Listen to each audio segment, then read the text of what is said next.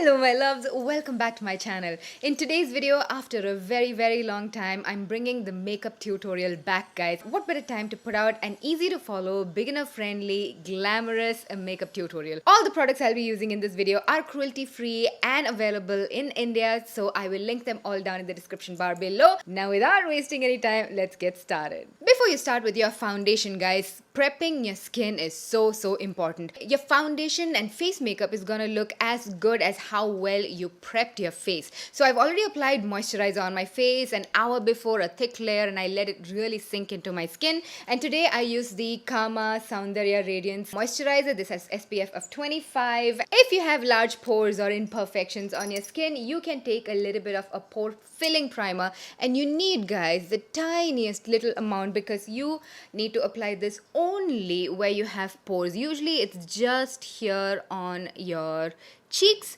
and if you have fine lines or wrinkles, and if you want to fill out those little evidences of you having a beautiful life, you can apply that primer right on those fine lines and wrinkles as well. So I'm gonna press that primer right into my cheeks like this and under my eye because we have a little bit of wrinkling there. We all do, guys. And if you are someone who smiles a lot, it means that you have a happy life. It also means that you will have smile lines, and that is how we need to live. If you have beautiful, youthful, bouncy skin, you do not have to apply a primer.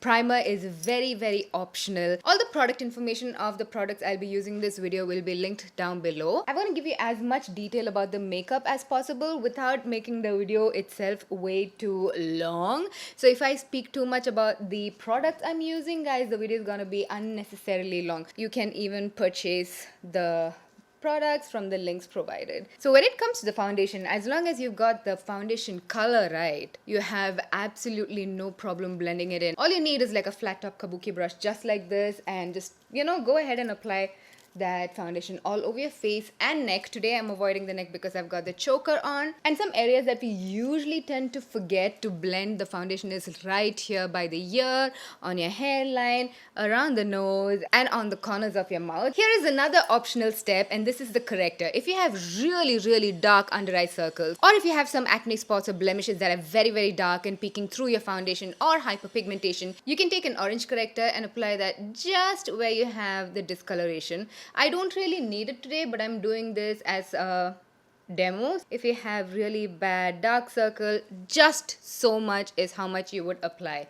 And you can definitely use your fingers to blend it out or take a concealer brush. By the time you finish blending it out, guys, you shouldn't really see any orangeness. If you see too much orange, you've applied too much corrector. And I feel that is one of the very misleading ways that, a lot of influencers apply corrector on Instagram and YouTube, just because that gives a lot more interest factor. People want to see what is this insane amount of orangeness on your face. You need a corrector only if you have really deep pigmentation that turns gray with concealer or foundation. Next up is concealer, and as always, I'm going to be using two shades of concealers, guys. One is going to be a lighter shade of concealer. This is one shade lighter than my skin tone, as you can see, and this I applied just underneath my eyes and on my forehead a little bit and my chin to just brighten up the center of my face. And many of you have asked me about what do I do if I have a foundation that oxidizes. If you apply a lighter concealer right on the edges like this, even if you have a darker foundation, the center of your face will still be brightened. Oxidization really doesn't matter. And the second concealer I have is a concealer that matches my skin tone. Like, you can't even see where the concealer is. Do you see that? And that is what I would apply on my hyperpigmentation, on the blemishes, on any dark spots, marks, anything that I have on my face. And now, going back to that concealer brush, I'm gonna tap that into my skin.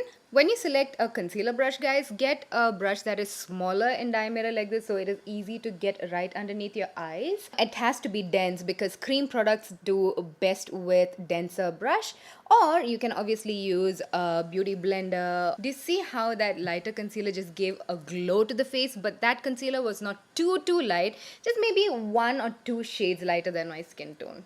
And in between steps, you can go back to your flatter, larger kabuki brush just to make sure that everything is beautifully blended into each other. You shouldn't be able to see harsh lines between the light concealer, dark concealer, your foundation. They should all look like one by the end of it. Now, if you're in a place where the climate itself is cold and dry, or if your skin type is dry or normal, you actually don't have to powder your face. But like me, if you are in Kerala or in any humid place where it's hot, humid, you sweat a lot, or if you have oily skin, you might want to powder your face to make sure that the foundation, concealer, all of these layers are locked in place. So for the center of my face, I just applied a powder that is lighter than my skin tone to match the concealer.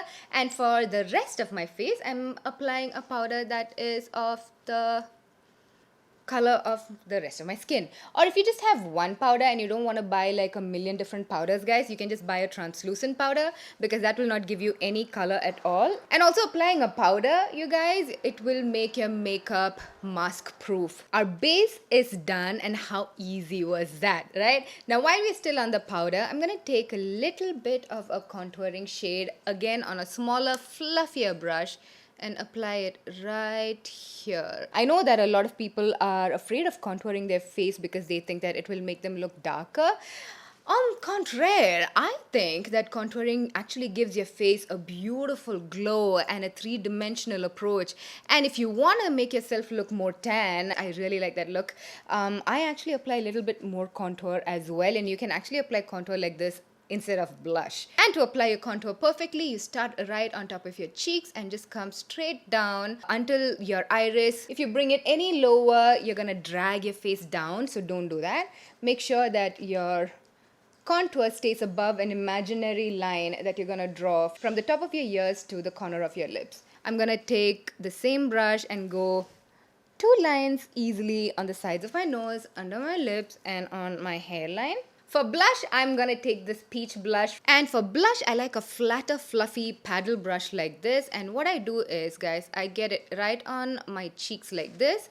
And then as I go back, I just follow that contour line, but half an inch above. So tap it right here and then just follow the contour line. So it gives you, once again, a very flushed, elevated, still contoured look. So this is a blush application that you can definitely try and experiment with. I also like to take just a touch and apply it to the tip of my nose and above the arch of my eyebrows. Just try it. And then I'm gonna, in small circular motion, marry both of these together. Oh goodness, guys. Shall we take a break and talk about 2020? What was this year? What happened to it? Where did it start? And where are we now? I'm taking that small fluffy brush again and I'm gonna dip into my highlighter. I remember celebrating the New Year's Eve on 31st December night. I had flown to Bombay to meet a friend of mine. It was amazing. It was fun. Everybody was still a little worried about Corona and stuff, but nobody really took it that seriously, you know? And I like to apply my highlighter on the apples of my cheeks because it gives a very shiny, youthful kind of a look. And before we move on from our face, I'm going to take a makeup fixing mist and also our kabuki brush and just tap it in, because if you don't tap it in, those droplets will be on your face and all the powder products will kind of leave that watermark on your face. It will not look nice.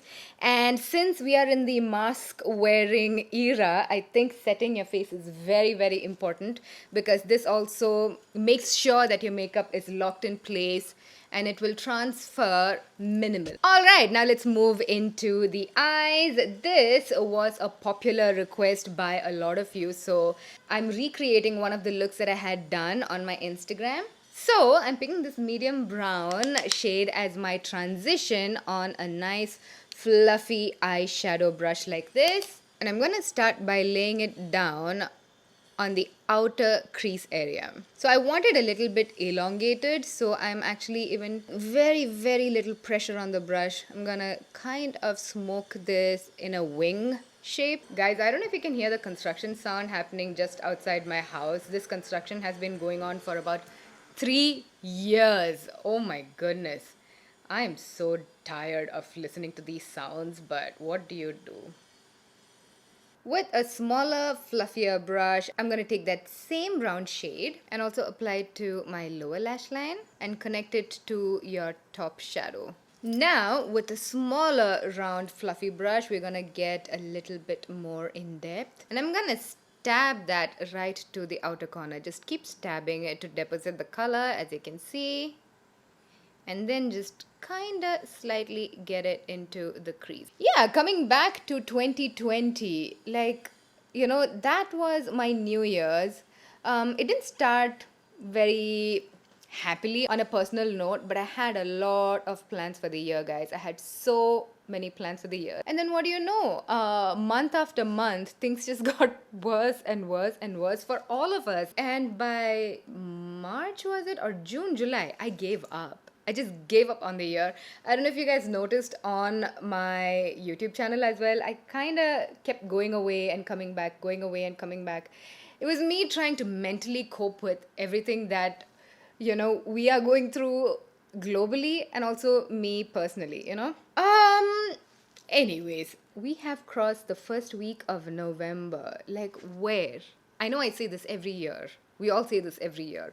But really, where has the year gone? I'm very happy about 2020 ending, but just because 2020 ended, does that mean that 2021 is going to be any better? I don't know. Am I ready for 2021? I don't know. But what I want to know from you guys is, how has your 2020 been? Do you have any plans for New Year's, Christmas? Are you staying indoor, which I think is a more responsible thing to do? But maybe you might have a very private plan with your family. And now what I'm doing is, without having any extra product on the brush itself, I'm just blending out all the colors. We don't need to see patches. We don't need to see multiple colors. It should all be just seamless. And while you apply the darker brown color, sometimes you lose out on the intensity of the first color you laid out. So you can go back into that and just reinforce that. A good makeup look, you guys, is going back and forth with the same colors. A lot of the times, YouTubers and Instagrammers don't show that because it's a very time consuming process and we don't want to keep you watching us blend and reblend and blend and reblend a million times. These are usually edited out. Now, sometimes what happens is your transition shade extends all the way to your brow. So I'm taking that same powder that I applied underneath my eyes. So I'm just cleaning up under the brow to make it look nice and clean and fresh there. And if you want a little bit more heavy duty cleaning up under the eye, you can even go in with a concealer.